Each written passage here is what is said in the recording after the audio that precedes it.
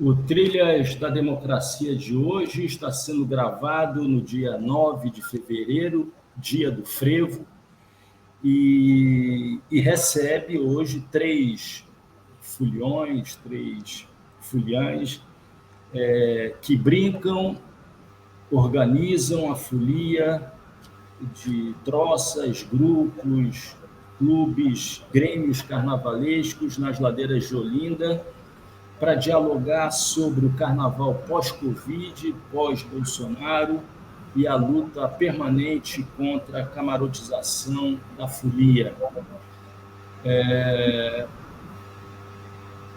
Em primeiro lugar, a militante feminista e da cultura popular, mestra em desenvolvimento urbano, fundadora do grupo artístico percussivo Conchitas, Eugênia Lima.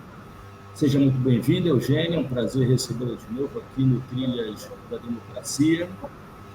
A produtora cultural e organizadora do Grêmio Lítero Recreativo e Cultural Misto Carnavalesco Eu Acho É Pouco, Maria Chaves, seja muito bem-vindo, Maria. E Natan Nigro, que é arquiteto, urbanista e diretor do Clube Carnavalesco Misto Elefante de Olinda. Seja muito bem-vindo, Natan. Obrigado. Infelizmente, por conta das fortes chuvas que caem no Recife, em Olinda, nós não contaremos com a presença daquele que seria o quarto convidado, o antropólogo, cientista social, diretor da Troça Carnavalesca Pitombeira dos Quatro Campos, Tiago Santos, que numa próxima ocasião certamente estará presente. Compondo o cenário, ao meu lado direito, uma das figuras mais características do carnaval pernambucano, Laúça. Dito isso, eu começaria fazendo uma primeira pergunta sobre qual o impacto da ausência de 2 carnavais em função da pandemia, da Covid-19, sobre trabalhadores e trabalhadoras dos mais variados níveis, qual o impacto sobre trabalhadores e trabalhadoras dessa ausência do carnaval, da ausência da folia. E se houve alguma, aí no decorrer desses 2 anos, se houve algum tipo de apoio, qual apoio por parte do governo municipal, da prefeitura de Olinda, do governo do estado de Pernambuco e do executivo federal. Em suma, qual o impacto, não sobre a economia, mas sobre a sociabilidade das pessoas, da forma de sobrevivência das pessoas que vivem do carnaval? Por favor, Eugênia. Boa tarde, boa noite, bom dia, não sei que horas vão estar nos assistindo, mas queria agradecer, Marcos, o convite, né, a oportunidade de estar aqui com Maria, com Natan, né, que são amigos de longas datas, a gente se conhece de muitos anos, né, e que o carnaval faz parte da nossa essência enquanto ser humano. Então, eu, como uma boa olindense, uma boa foliã de Olinda, né, fico sedenta para falar desse tema que é o carnaval. E a gente está aí 2 anos sem ele, todo mundo louco para que ele chegue logo, né? E porque a gente tem muito que comemorar, né? Porque nós estamos vivos depois de uma pandemia que levou muita gente querida, que não vai estar podendo brincar com a gente, né? E outra porque a gente elegeu o presidente Lula. Então, é muito motivo para comemorar nas ruas de Olinda, né? Mas fazendo uma análise, né, dessa perspectiva, dessa volta do carnaval, o carnaval, eu queria trazer 2 perspectivas, né? Da festa popular, o carnaval, trazendo a referência para mim, que é o Carnaval de Olinda, ele existe por si só, né? Ele movimenta almas, que eu digo, né? É muito mais forte do que a intervenção pública. O carnaval acontece porque as agremiações existem, a cultura popular existe, e o carnaval move toda a economia da nossa cidade, muita gente espera o carnaval chegar, então é um momento também que muita gente comercializa, né, onde há o comércio formal e o informal, onde há os catadores de latinha. Então, eu sinto que é onde também a gestão pública começa a funcionar, porque você vê posto de saúde funcionando, você vê policiamento, você vê um monte de coisa. Então, o carnaval é essa coisa socialista, eu que sou do PSOL, do Partido Socialista, eu digo que é a mistura colorida da massa. Né? Isso a minha referência trazendo o Carnaval de Olinda. Mas que essa pausa que a gente teve, né, desses 2 anos, teve impactos profundos, né? Principalmente nas pessoas que passam o carnaval trabalhando, né? Que eu falo que é os catadores, que é o comércio informal. Esses 2 anos sem carnaval e sem perspectiva e sem nenhuma política de proteção a essas pessoas, né? Foi o que foi a realidade no nosso estado de Pernambuco, no município de Olinda e nas adjacências. Então, eu acho que houve uma ausência muito grande, que corrobora também com o governo que estava na gestão federal, né, que é um governo que foi antivacina, um governo negacionista, um governo genocida e que impactou profundamente na realidade da gente aqui em Olinda. Então, a gente houve alguns avanços assim, mínimos, que foi a Lei Aldir Blanc, que assegurou um mínimo para produtores culturais, o pessoal da cultura, mas que muitos ficaram de fora desse auxílio emergencial, né, disponibilizado pelo governo federal, que foi tardio também, demorou muito tempo. A gente sabe que a cultura foi o setor que primeiro parou e o último a voltar, né? O que mais sofreu impacto nessa pandemia, e o carnaval não pôde ficar de fora disso, né? Que é uma festa que aglomeração, que é o que não dava, não combinava, né? Tem tudo a ver com a contaminação. Então, a gente ficar com 2 anos de carnaval e hoje a gente ter a perspectiva de um carnaval se aproximar, sabe? É de muita felicidade mesmo. E dizer que o carnaval não é só isso, é uma manifestação sociocultural que movimenta uma enorme cadeia e que sentir a ausência na pandemia dos entes públicos se responsabilizarem por tudo que significa esse carnaval, por tudo que envolve, por toda a cadeia produtiva e cultural que está por trás dessa festa, né, que a gente espera chegar. Então, eu acho que em relação a Olinda, fazendo análise, as prefeituras, o governo do estado, a gente teve uma grande ausência. E que eu acho que com 2 anos sem carnaval, a gente não pode falar diferente ainda. Né? Há uma perspectiva de uma ausência de planejamento. Quem ouviu as primeiras notícias das prévias em Olinda era coisa de ficar chocado, porque com esses 2 anos a gente não consegue prever um outro tipo de carnaval. O carnaval não vira política pública, principalmente aqui, né, que é uma cidade que, historicamente, quem lembra de Olinda, lembra do seu potencial patrimonial, paisagístico, mas lembra muito do que é o seu carnaval. Então, a gente está caminhando para ele chegar, mas que o meu coração apertadinho, porque a gente não avançou muito nas perspectivas de uma política pública necessária e permanente para que o nosso carnaval aconteça. Eu não sei se eu me esqueci de dizer, né? Se eu disse, eu repito, né? Eugênia Lima foi fundadora do grupo artístico percussivo Conchitas.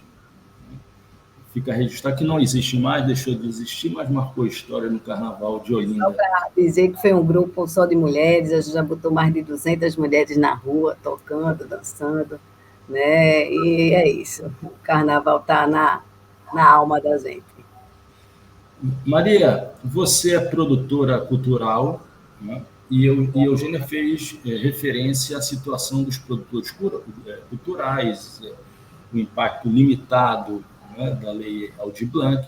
Então, eu queria que você aprofundasse um pouco mais a situação, né, atravessada pelos produtores culturais durante esse período, se você quiser, além do carnaval, mas particularmente no carnaval, que não começa na quinta-feira de noite, na abertura do carnaval de Olinda, e se encerra com os boizinhos, né, o desfile dos boizinhos. Né? Na verdade, eu imagino que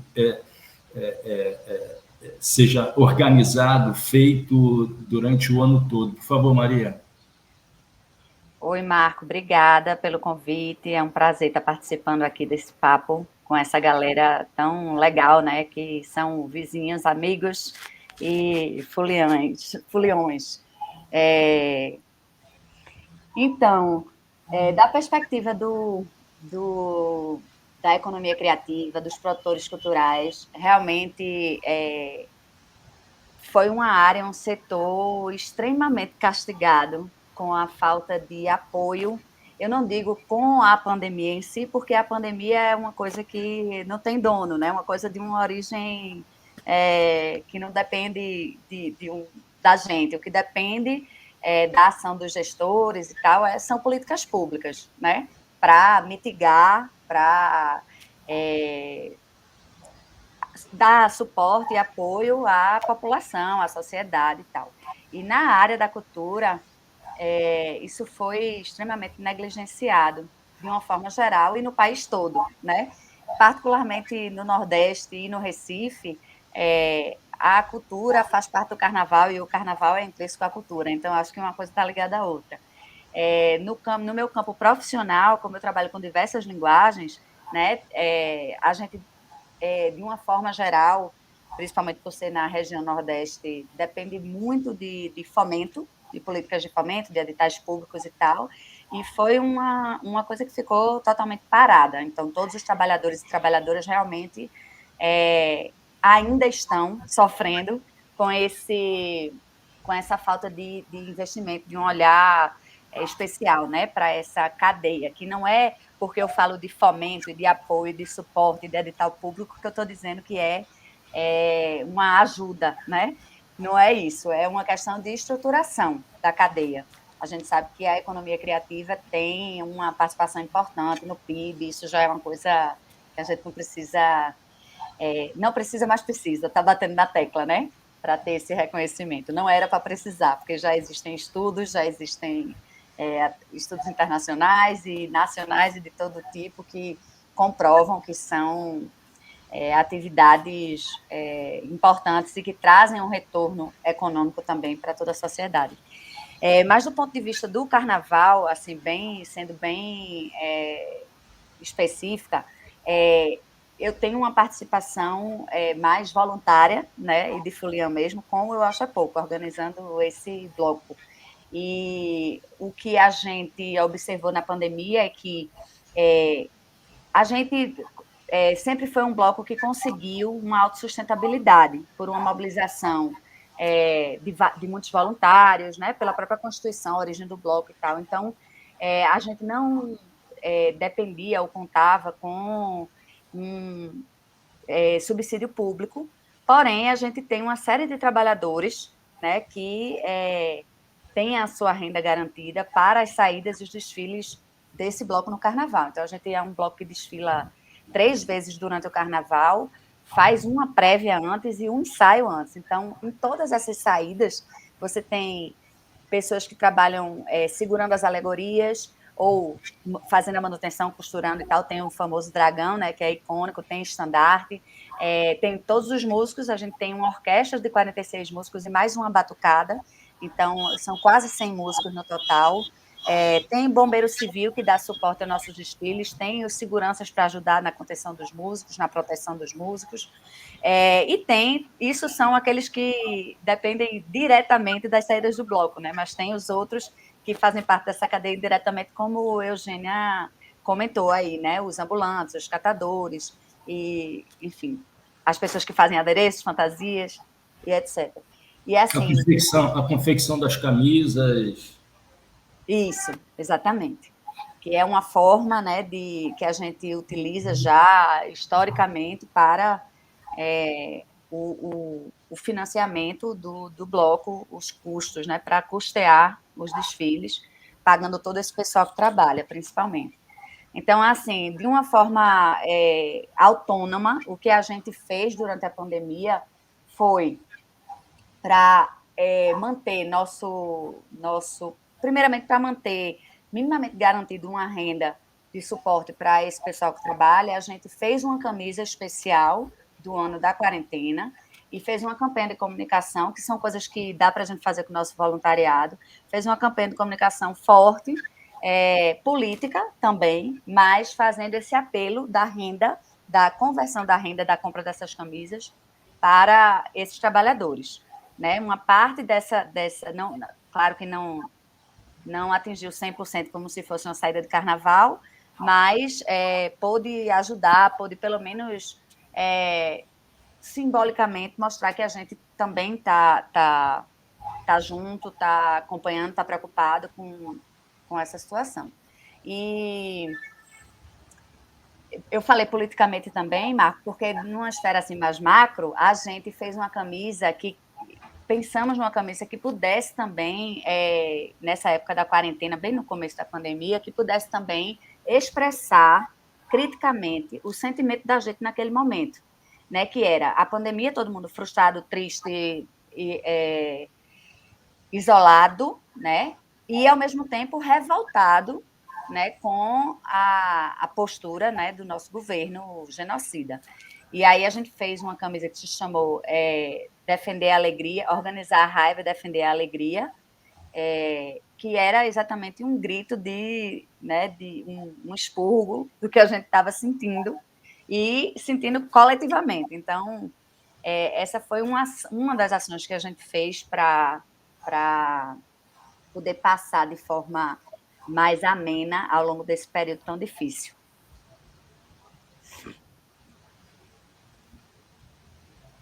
Natan, e no âmbito do Elefante de Olinda, quais foram as dificuldades que vocês atravessaram, desse conjunto de trabalhadores, costureiras, né?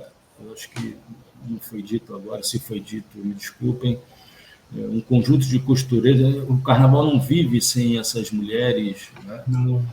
que produzem as fantasias, seja no Recife, Olinda, no Rio de Janeiro, né? Para os desfiles de blocos, de carnaval e das escolas de samba. Quais foram as dificuldades e como é que vocês enfrentaram essas dificuldades? Então, Marcos, primeiro eu queria agradecer, né, ao convite de a gente estar conversando aqui sobre carnaval. Bem feliz aqui para o Elefante a gente estar nessa interação, né, com o pessoal de Olinda aí. Parabéns pelo programa também. Então, Marcos, acho que as meninas resumiram muito bem assim, sobre todos os pontos, inclusive, que eu ia comentar. Maria e Eugênia delinearam muito bem, né, o contexto que a gente passou nesses últimos 2 anos. Assim. Então, para o Elefante de Olinda, que a gente vinha num processo, né, de resgate, né, de recuperação do bloco, né, porque estava até 2017, vinha com dificuldade para sair. Foi bem difícil, né, mas, né, justo por a gente estar nesse processo de resgate, né, tem um grupo, né, jovem da diretoria que chegou junto do seu João, que é o presidente do clube, para apoiar e organizar o bloco. Então, a gente tinha uma carga de energia legal para né, tentar contrapor esse contexto que a gente estava vivendo, né, que não foi nada fácil para todo mundo, como as meninas bem resumiram. O Elefante, a gente teve né, 2020 e 2021, a gente desenvolveu algumas ações, né, para mitigar, pelo menos, né, o impacto direto na organização do Elefante, mas também para ajudar a divulgar as ações que estavam ocorrendo, de arrecadação de alimentos, né, de apoio para a cadeia produtiva do canal de Olinda. Enfim, a gente fez campanha para arrecadar, a gente fez 2 jornadas, né, jornadas do Frevo, né, em 2020 e 2021. A gente fez o desfile virtual também, né, em 2021. em 2020 também. Enfim, a gente fez uma série de ações para poder manter a energia do carnaval, mesmo acesa, né? Mesmo durante o processo da pandemia. E, enfim, o impacto, acho que eu pouco posso falar sobre o impacto, porque a gente falaram muito bem sobre isso, né? Mas eu queria reforçar que o carnaval, né, como a Eugênia comentou logo no começo, é produzido pelo povo, né, pelo povão. O Carnaval de Olinda, essencialmente, é feito pelo povo. Né? Existe a festa oficial do município, que é organizada pela gestão, né, que tem um financiamento, né, por patrocínio, né, geralmente, em geral, por companhias cervejeiras.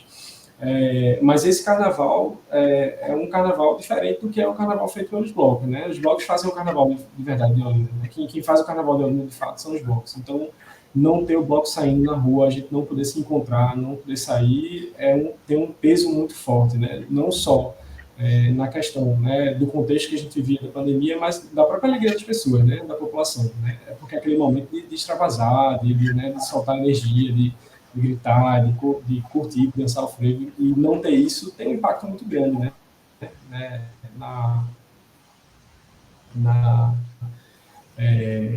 enfim, né, na nossa alegria, né, do dia a dia. E aí, enfim, né, não é nada fácil, não foi nada fácil ter passado por tudo isso, mas a gente conseguiu atravessar esse processo.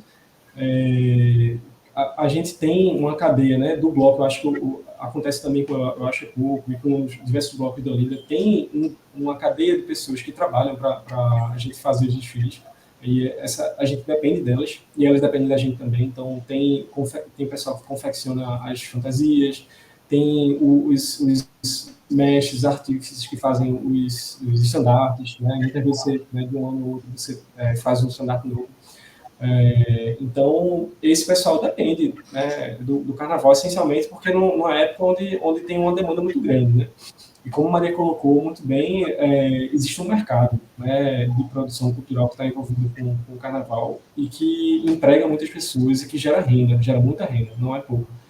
E não ter isso na rua, obviamente, tem um impacto muito grande. A gente tem, como a gente socorreu muitos amigos, músicos, inclusive do carnaval, que perderam emprego durante a pandemia, e necessitavam de apoio de alimentação. A gente tirou do bolso, tirou do caixa do bloco para poder apoiar amigos, pessoas que trabalham com carnaval junto com o Elefante e com outros blocos, inclusive.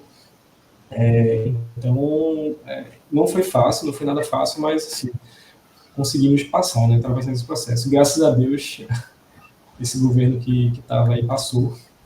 A gente está numa nova realidade agora, né? Uma expectativa, inclusive, grande em relação ao que vem, né, do governo federal em relação à política para a cultura, né? Esperando novas formas de financiamento, né? Uma reorganização da cadeia da cultura, que eu acho que agora é um momento importantíssimo, e um momento oportuno, inclusive, de reorganizar, né, rever as coisas que não estavam dando certo, que não estavam boas, e né, criar novas oportunidades, condições para né, estabilizar o mercado de cultura e também colocar na cabeça da população que cultura não é supérfluo, não é um item supérfluo, é um item que faz parte da nossa vida, é muito importante. A gente tem, então, frequentar museu, participar do carnaval, até participar da festa, da produção, da organização do carnaval. Tudo isso é importante para a gente consolidar nossa identidade, né, como indivíduo, né, como um ser desse mundo. Sem cultura, a gente não é indivíduo, a gente não é ser. Isso é fundamental. Um dos motivos pelo qual eu estou no Elefante, né, para, né, enfim, né, marcar um pouco enfim, acho que é isso. Que mais você quer comentar? Enfim, do Elefante é isso. Aí uma outra coisa assim que, apesar de a gente estar no meio do processo da pandemia, em 2021 a gente foi contemplado com o título de Patrimônio Vivo de Pernambuco, né? E foi uma conquista bem importante para o Elefante. O Elefante estava fazendo 70 anos de existência, faz parte da tradição do Carnaval de Olinda, do Carnaval de Rua. É um bloco que é super importante, né? Natan, para quem não é do Recife, de Olinda, para os sudestinos como eu, né? É bom lembrar que o hino mais famoso, né, do Carnaval de Olinda, né, é exatamente o hino do Elefante. Né? Eu não sou cantor, Exatamente. não tenho título aqui, mas diz: Olinda, quero cantar a ti essa canção. Né? Que toda vez que os clarins começam a tocar, as o hino do Carnaval de Olinda. A Olinda tomou emprestado do Elefante. O hino não oficial do Carnaval de Olinda, que foi, assim, é uma música que foi feita por Clídio Nigro e Cláudio Vieira. Clídio Nigro, por coincidência do destino, era meu avô. E aí, enfim, é o hino do Carnaval de Olinda. A gente tem uma... junto com a Piton Bene, inclusive, com o Acho é Pouco, assim, são blocos que estão aí na gênese do Carnaval de Olinda. Sem dúvida, fizeram parte, né, da representação do que é o Carnaval hoje, né, de Olinda. Então, esse título foi muito festejado para a gente está super feliz.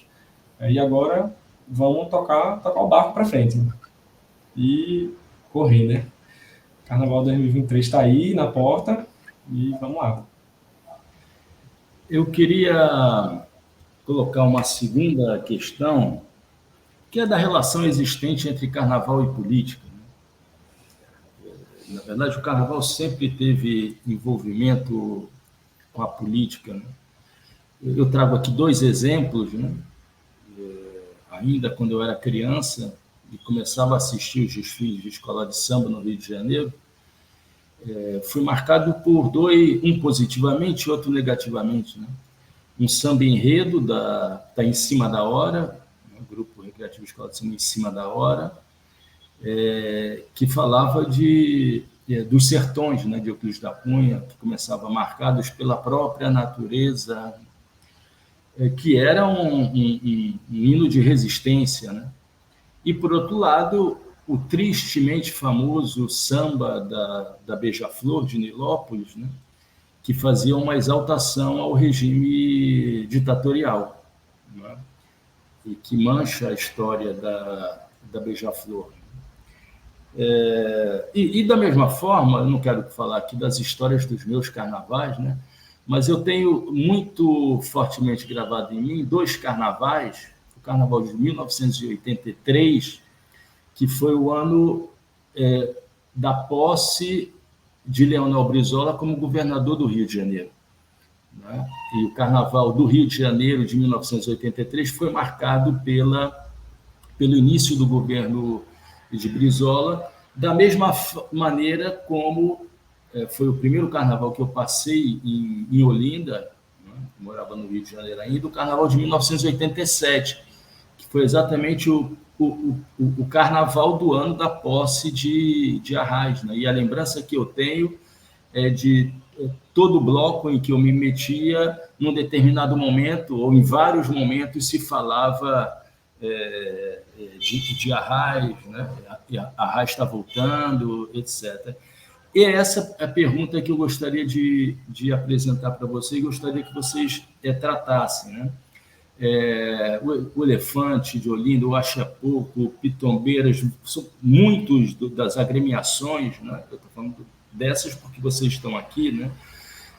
Tomaram parte na campanha derrotada de Fernando Haddad em 2018, de toda a resistência, né, de todos os episódios de resistência durante os 4 anos do governo do genocida. Cada vez mais fica mais claro que ele é um genocida, né? Até a campanha vitoriosa de Lula, né, que a gente acabou de atravessar. Então, eu gostaria de perguntar a vocês, né, o que explica, né, o fato dos blocos de carnaval, das troças, né, não terem sido influenciadas, não terem sido atravessadas nessa maré, levadas nessa maré da extrema-direita bolsonarista, né, nesse sentimento fascista que marcou várias instituições. Eu falo instituições, não apenas instituições governamentais, mas instituições da sociedade civil. Então, a pergunta é, né, por que as troças de Olinda foram tão atuantes assim, me corrija se eu estiver errado, marcaram sempre presença nessas manifestações contrárias a Jair Bolsonaro. Por favor, Eugênia. Então, antes de começar, eu queria também parabenizar aqui Maria e Natan, o Elefante Eu Acho É Pouco, em nome de todos os outros blocos que se envolveram também com a campanha de solidariedade constante durante esses 2 anos sem carnaval. Eu acho que os blocos que são mais autônomos conseguiram trazer essa política mínima de assistência diante do caos que a gente viveu. E o carnaval é política e cultura é política. Quem conhece da sua cultura tem mais consciência do que aconteceu no nosso país. Então, esse passo para a extrema-direita era impossível. O primeiro ministério a ser derrubado pelo governo Bolsonaro foi o Ministério da Cultura. A ausência da política impacta na vida de quem faz cultura, e não impacta pouco, não, impacta profundamente. Se você for ver, a pandemia chega numa classe média, né, chega a entrada pelos ricos, mas quando ela vai impactar é nas periferias. E no nosso estado, é na periferia que se produz cultura. Né? São nas periferias das cidades, né, que produzem cultura, os nossos quilombos urbanos. Então, o impacto dessa ausência de política desse governo fascista é real na vida das pessoas. Então, essa grande mobilização que teve de artistas, produtores, blocos carnavalescos, né, não podia ser de outra coisa. O carnaval já é político pela sua essência, porque ele é formado pela cultura, que cultura é política. Então, já é essencialmente. Eu lembro que antes mesmo da pandemia e do governo Bolsonaro assumir, a gente lutava aqui pelo carnaval de rua.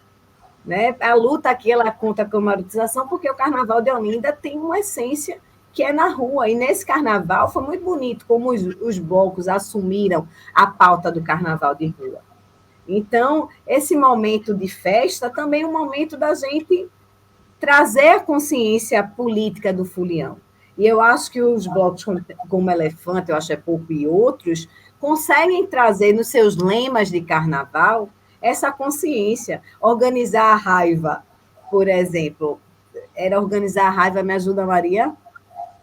Defender a alegria.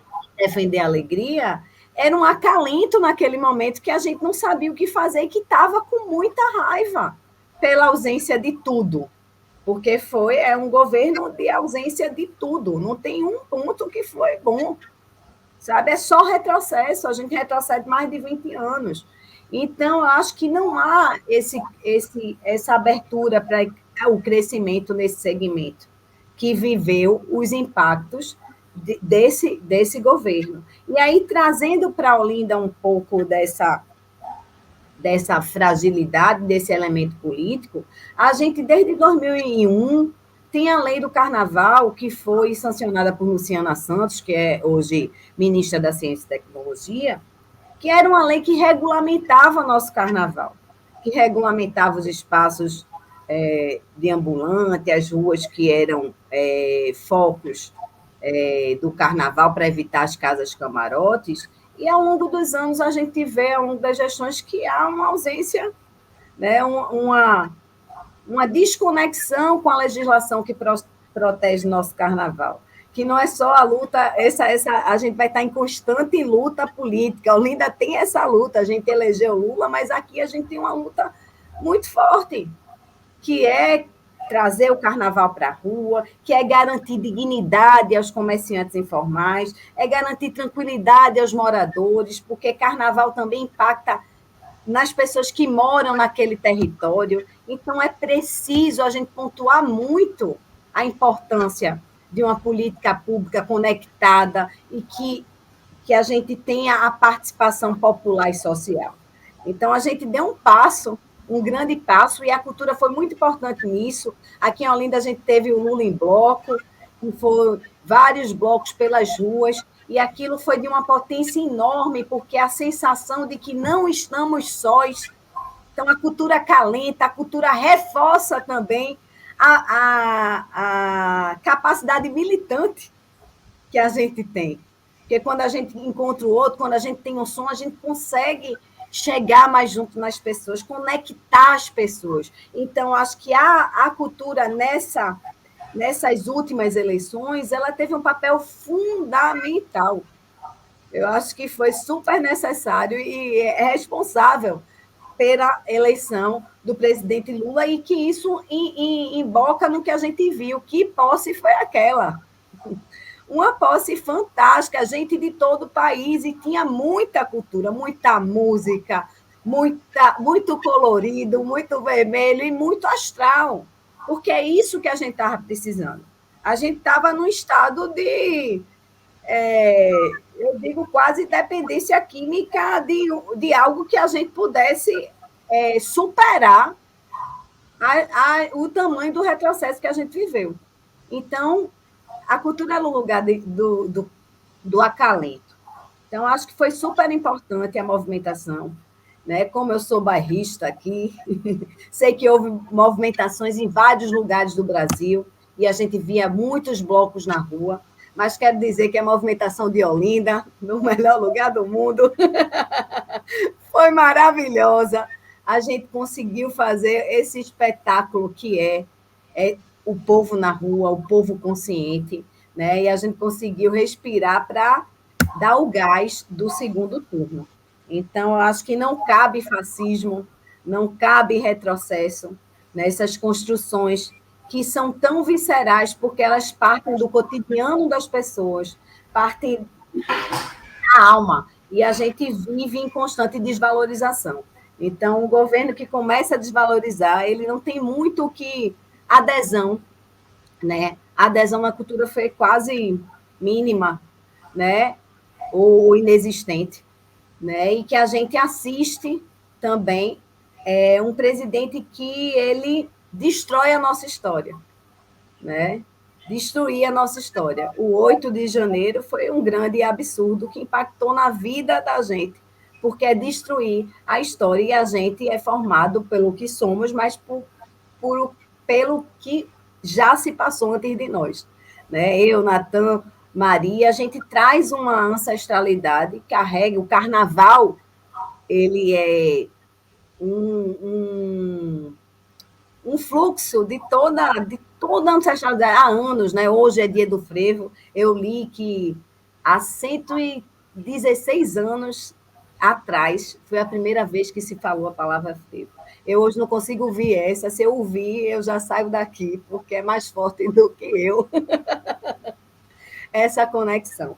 Então, acho, Marcos, que não cabe, sabe? E que ressalto a importância, parabenizo os blocos, as organizações que se colocaram para a rua à disposição da alegria, da vida e da construção de uma perspectiva de reconstrução de um país da esperança, sabe? Eu acho que a gente está com muita expectativa, sabe? Não dá mais para errar. A gente está com uma expectativa muito grande de que a cultura seja um ponto muito importante, de muita prioridade no governo Lula, que se iniciou em janeiro, porque é a cultura que restaura, é a cultura que faz a mudança nesse mundo. Eu acho que a educação também, mas a cultura, eu sinto que a cultura é mais rápido o processo, porque vai mexendo com o que a gente sente, é o som, é o sentimento, vai mexendo com a alma.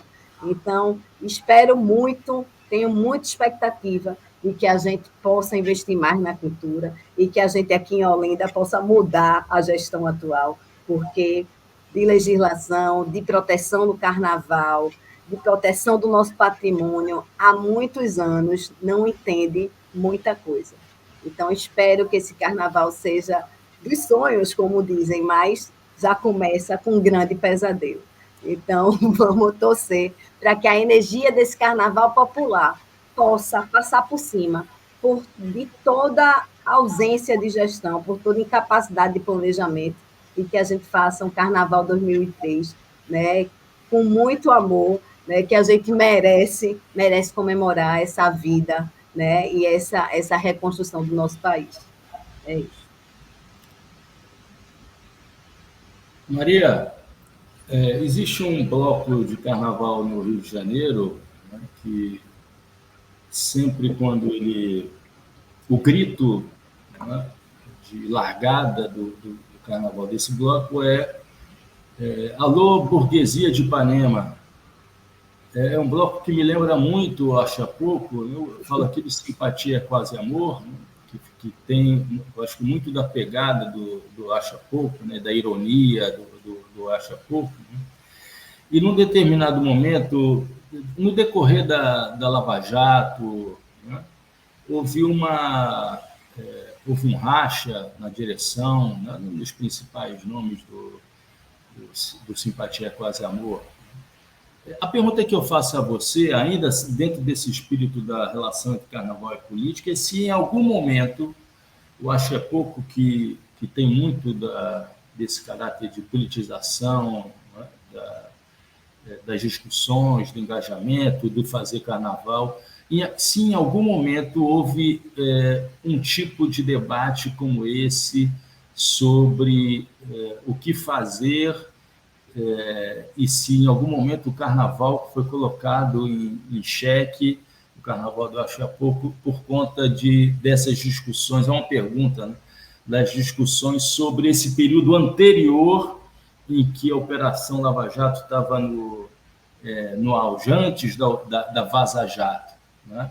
E como é que se deu o engajamento? Você já adiantou na resposta anterior, mas como é que se deu esse engajamento durante esses 4 anos de barbárie no nosso país? Por favor, Maria. Então, Marco, eu conheço a Rita Fernandes, do Simpatia. Você sabe quem é? Sei, mas não de relação próxima. O Simpatia Quase Amor é uma referência. Para falar do Acha Pouco e debate no Acha Pouco, debate tem para tudo. Você diz, houve algum debate? Tem para tudo. Imagine o debate. Quer debater, venha fazer parte da organização do Acha Pouco. Mas para falar sobre 4 anos atrás, esses períodos mais recentes, é preciso falar um pouco da história do bloco como um todo, né? E até para mostrar como a origem do bloco está atrelada a essa afirmação de que carnaval é política. O Eu Acho é Pouco surgiu logo assim, na reabertura democrática, pós-ditadura, ainda estava na ditadura, no regime, mas estava no momento de reabertura democrática, caminhando ali, foi em 76, 77, e alguns dos nossos pais e amigos dos pais, meus sogros e tal, estavam passando, eram estudantes universitários e tal, ou começando a vida profissional, e escolheram Olinda para morar. E, obviamente, já tinham todos os blocos de carnavais mais tradicionais, né? Cariri, Homem da Meia-Noite, Elefante, Pitombeira. E essa galera estava saindo, muitos deles passaram até por prisões políticas, perseguição, fizeram parte do movimento estudantil e estavam começando pela primeira vez de sua vida adulta a gozar de uma certa liberdade. E queriam comemorar isso, né? De poder expor esse estado de espírito. E foi quando fundaram o Eu Acho é Pouco, que era mais uma brincadeira para entre os blocos, entre os outros blocos que desfilavam, né, que tinham as alegorias, os adereços e tal, eles fazerem uma brincadeira. Como todo bloco, depois cresceu e tal, mas sempre teve essa a questão do debate crítico, da sátira política, sempre foi o mote. Então, foi na mesma época que surgiu o Siri na Lata, Nós Sofre Mas Nós Goza, que são outros blocos como Simpatia Quase Amor, né, que na época tiveram sua fundação.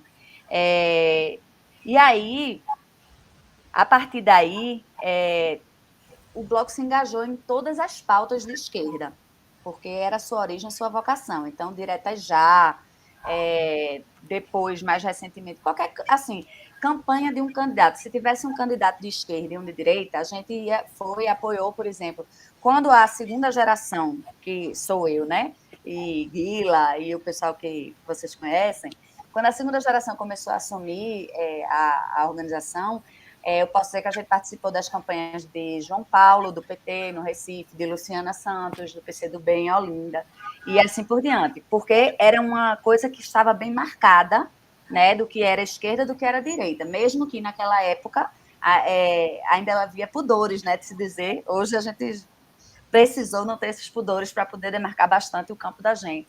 Mas a gente sempre participou, sabe, Marco? Até de outras pautas, como, por exemplo, o Ocupa Estelita, que era uma pauta local do Recife, mas tinha a ver com a discussão sobre a ocupação urbana, mais democrática e tal. Então, sempre regada a muitos debates dentro do corpo de voluntários, né? Mas isso é uma marca. Na pandemia, por exemplo, que a Eugênia estava comentando, a gente fez essa camiseta. E essa camiseta, defender a alegria, organizar a raiva, ela foi, por exemplo, usada, começou assim uma campanha de pessoas utilizando elas quando foram se vacinar. E a gente começou a postar isso nas nossas redes sociais e tal, e virou realmente um símbolo, uma coisa um pouco despretensiosa, mas que trouxe até uma campanha extra, que era me vacinar com a camisa desse bloco, está mostrando que eu faço parte desse coletivo que contra tudo que está aí, é a favor da vacinação, é a favor do SUS. Então, é uma questão política também, né? Uma forma de se manifestar politicamente. E aí, mais recente, depois participamos contra o golpe de Dilma Rousseff, depois fomos às ruas pela campanha de Haddad, sempre assim, junto aos movimentos sociais, a organizações partidárias ou não que nos convidasse. E, recentemente, na campanha de Lula, né, para presidente, fizemos uma camiseta especial para a campanha de Lula, para custear essas nossas saídas, porque, né, para você levar um bloco para a rua custa dinheiro, custa energia e tempo de gente. Então, a gente fez uma camisa que tem os dizeres: a gente é melhor com Lula. A gente vendeu no Rio, em Brasília, em Recife, e foi super bem demandada. A gente via assim todo canto, onde tinha campanha por Lula, caminhada, atos políticos, a gente via gente vestida com essa camisa, né, traduzindo um pouco nossa participação assim na campanha, né? E, finalmente, chegando à posse, né, que a gente conseguiu realizar o sonho de trazer o Dragão para estar presente em Brasília, lá na Esplanada, no cortejo de cultura popular, que fez parte da festa da posse e contribuiu com esse colorido aí que a Eugênia disse que, né, com esse astral, com tudo, foi uma coisa incrível, realmente emocionante. Então, eu acho assim que, também respondendo a outra pergunta sua, né, sobre cultura, normalmente atividades ou mais lúdicas ou mais descontraídas, informais, que são mais democráticas, não ser como torcidas de futebol, como bloco de carnaval, não ser capturada, né? Não ser assim 100%, vamos dizer, né? Capturada pelo bolsonarismo, na sua maioria. Eu acho que tem a ver com esse espírito progressista mesmo, que é incrustado numa pessoa que quer ocupar as ruas no coletivo, né? Que quer estar junto do povo, que valoriza essa identidade que Nathan comentou, né? Que faz parte do que diferencia a gente de outros animais. E aí eu acho que é meio natural, né? Quando a gente tem qualquer pauta que seja mais progressista, você vê que elas são apoiadas pelos artistas, pelos fazedores de cultura. Eu acho que isso é uma coisa meio cultural no sentido do nosso comportamento. Enfim, acho que é isso. Não sei se eu esqueci de dizer algum ponto, mas a gente continua conversando.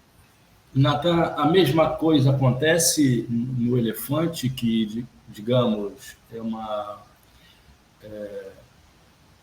um grupo carnavalesco, uma troça de um momento histórico de fundação anterior, ou, na verdade, em linhas gerais, é similar ao que Maria acaba de narrar para a gente? O áudio está... Esqueci de desligar o áudio. Então, o Elefante surgiu de uma brincadeira lá no sítio histórico de Olinda, um grupo de amigos lá em 52, né? Então, tem uma gênese, uma origem que não tem necessariamente a ver com a questão política, né, política partidária, política, mas o que eu acho importante, inclusive Maria tocou bem no assunto no final aqui da fala dela, é que toda manifestação cultural, ela tem um teor político, ela tem um tom político, né? Uma coisa que eu estava refletindo aqui enquanto vocês estavam falando, política e cultura têm uma natureza parecida porque ela transpassa a vida da gente, né, de diversas maneiras, tanto a cultura como a política. E a gente é um ser, né, que se identifica através da cultura, né? A gente se reconhece através da cultura, ela faz parte da constituição do indivíduo, né, dos indivíduos, então do ser humano e nas suas diversas dimensões. Então, a cultura está na raiz, né, de tudo. E política é também cultura, né? Política é troca, relação, né? É diálogo. E o carnaval é uma manifestação, né? É uma expressão dessa cultura e da política. Então, são coisas que são indissociáveis, né? Apesar de muita gente achar que não é, que são coisas diferentes, não, é indissociável. E aí os contextos políticos onde a gente vive acaba levando a gente a fazer as manifestações, se colocar. O Elefante, agora a gente na campanha 2020, 2022, a gente não tinha como não se posicionar, né, nessa última eleição, em função de tudo que a gente vem vivenciando, né, inclusive desde o golpe de 2016, né, de Dilma. Não tinha como a gente não se posicionar, e eu acho que era uma energia que estava guardada ali dentro, estava todo mundo meio que, não, a gente tem que falar, a gente tem que colocar, né, a gente tem que se colocar, porque, enfim, né, era um momento decisivo para o país, para todo mundo, para a vida de todo mundo, para o carnaval, para a existência do Elefante. Isso é uma coisa que a gente discutiu muito. A existência do Elefante, a existência do Oxapuco, a existência do Carnaval de Olinda estava em jogo. A gente passou aí 4 anos de desmonte, né, do setor da cultura, e a vida das pessoas estava em jogo, literalmente, né? Não foi só a pandemia, mas em outros aspectos da nossa vida a gente estava, né, sendo colocado em risco por uma política, né, ou uma forma de fazer política destrutiva, mortal, né? Necropolítica desse governo que se passou. Então, para a gente foi um alívio muito grande, né, se fazer posicionamento, participar do cortejo, né, das agremiações com Lula em Olinda, enfim. Acho que isso é um movimento natural do Carnaval de Olinda, né? A gente teve diversos momentos políticos nesse último século, né, no século passado. E em todos esses momentos houve manifestação cultural do Carnaval de Olinda e de outros lugares, e não dá para separar, né? A política e Carnaval e cultura são coisas que se entrelaçam porque são de natureza muito parecida, né? E tratam de coisas que mexem com a vida das pessoas, né? Com a identidade delas, com o cotidiano delas, então não tem como dissociar. Eu acho que isso é uma coisa assim que é importante. E sobre o Carnaval de Olinda, a própria forma, né, de se manifestar. O Carnaval de Olinda é um carnaval de rua, o carnaval feito pela população, né? A origem do Carnaval de Olinda é esse carnaval de rua. O Cariri, o Homem da Meia-Noite, são agremiações, são troças que foram feitas pelo povão, né? Eram artistas populares anônimos que estavam se encontrando ali e construindo esse carnaval, que vem construindo esse carnaval durante 100 anos, né? Então, em todos os momentos a gente teve de alguma maneira uma expressão, né? A própria brincadeira que surgiu do Elefante foi uma brincadeira, né? Que surgiu o bloco. Tiveram outros momentos que a gente enfim, se expressou, né, através do gozo do carnaval, do frevo, da festa, politicamente, né? Então, acho que é isso. São coisas que são indissociáveis, né? Por mais que tentem dissociar, são indissociáveis. Eu gostaria de só recordar, né, a gente está falando de carnaval e política, eu falei daquele carnaval de 1987 em Olinda, que naquela eleição de 1986, Miguel Arraes, candidato do PMDB, venceu a eleição sobre um jovem candidato do PFL chamado José Múcio. Pois é. Recordar é viver. Não é? E aqui eu encontrei alegria por conta da vitória de Arraes, mas saí do Rio de Janeiro triste porque Darcy Ribeiro havia sido derrotado na eleição de 1986, Darcy Ribeiro, criador do CIEP, do projeto do Sambódromo, né, que regularizou o carnaval, né, das escolas de samba, havia sido derrotado para Moreira Franco, que prometera terminar com a violência no Rio de Janeiro em 6 meses. Olha, nós temos poucos minutos, mas eu queria fazer uma ultimíssima pergunta, né, e pediria então que cada uma de vocês respondesse em 1 minuto. Tá? Por que é importante lutar sempre contra a camarotização do Carnaval de Olinda e também do Recife, mas principalmente do Carnaval de Olinda? Eugênia, por favor. Meu Deus, só com 1 minuto, vamos tentar. Primeiro porque o Carnaval ele faz parte de um processo histórico que tem a ver com nossa ancestralidade. A característica do Carnaval de Olinda é na rua. Quando você camarotiza, você perde a característica e aquele carnaval perde a fazer sentido, porque é um carnaval de camarote, você pode fazer em qualquer outro lugar. Então, quando você fortalece os camarotes, você está tirando a força da história, do patrimônio, da ancestralidade e do que representa o próprio carnaval.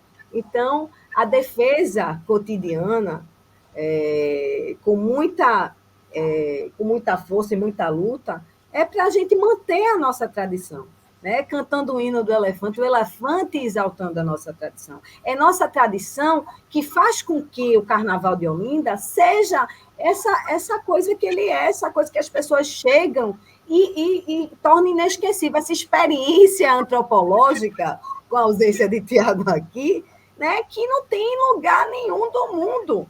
Eu ontem fui para as bênçãos dos blocos e é uma sensação assim, de ver a comunidade na rua, todo o povo que trabalha o ano todo para chegar no Carnaval e mostrar aquele espetáculo. O Carnaval é um produto de um trabalho comunitário cotidiano.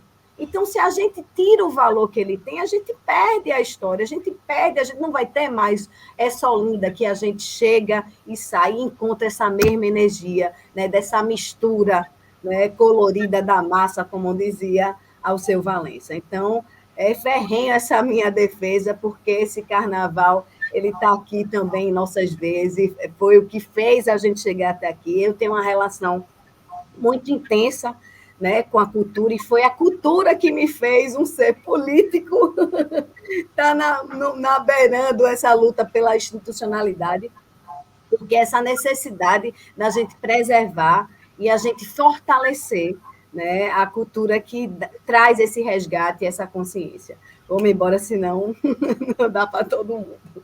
Beijo, gente. Vamos embora carnavalizar, né, mantendo esse patrimônio, né, intacto, que a gente mude, mas que a gente não perca a essência, que é a rua.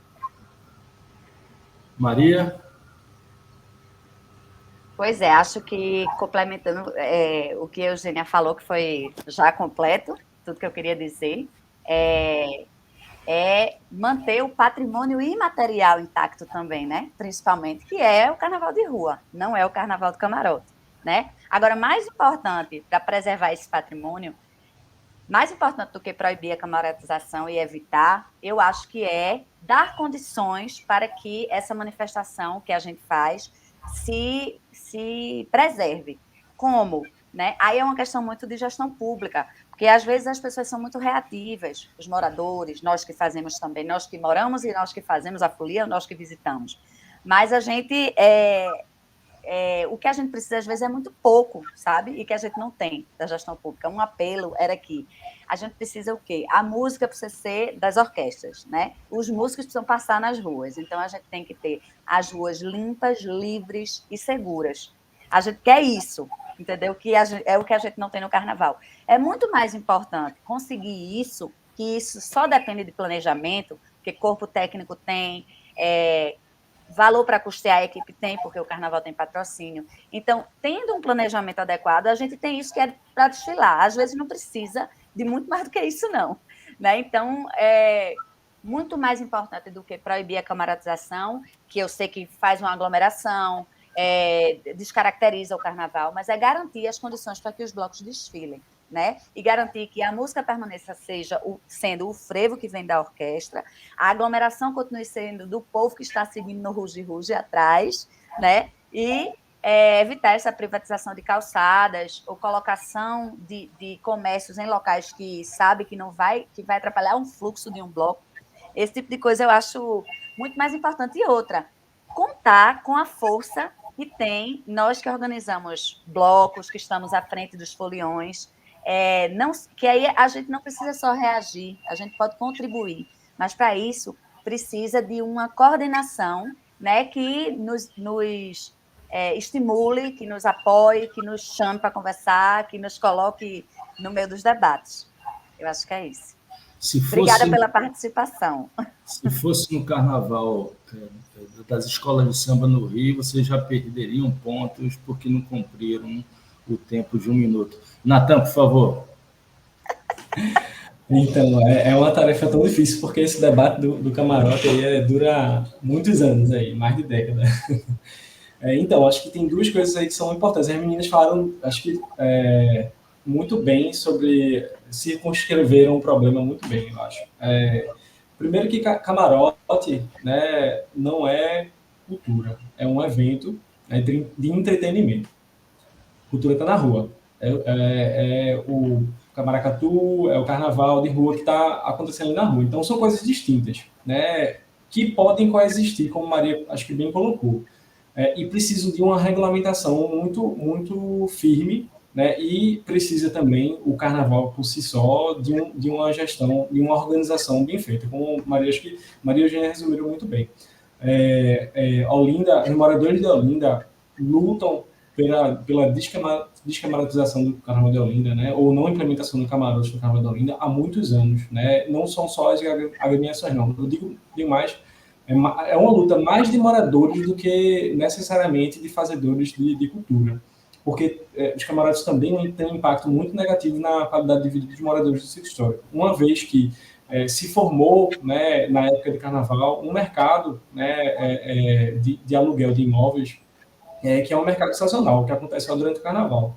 Então, isso reflete na qualidade de vida das pessoas, do ponto de vista de que muitas pessoas deixam de morar na cidade, fecham seu imóvel e só abrem durante o Carnaval. Então, isso tem um impacto no dia a dia das pessoas, que é para além do Carnaval, isso precisa ser discutido. Então, esse é um ponto bem importante também. Entra aí diversas questões, inclusive essa do planejamento e da gestão da festa, né? Que, de uma forma ou de outra, também mexe na gestão do próprio município, né? Da questão fundiária, né? e organizacional. Bom, acho que meu último recado seria esse. Acho que esse é um ponto bem importante que precisa de muito debate, né? Para além do Carnaval, quais são os impactos, né, da camaratização e dessas duas festas, né? A festa institucional e a festa popular. É isso.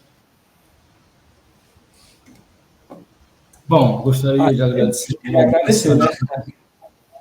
Gostaria de agradecer Eugênia, Maria, Natan, e dizer que o Trios da Democracia dá uma parada para o Carnaval, porque o apresentador também é folião, e retorna após o Carnaval para comemorar as suas 200 edições e o seu 5º ano de existência, com uma série de 5 programas sobre utopias e transformação social. Evoé.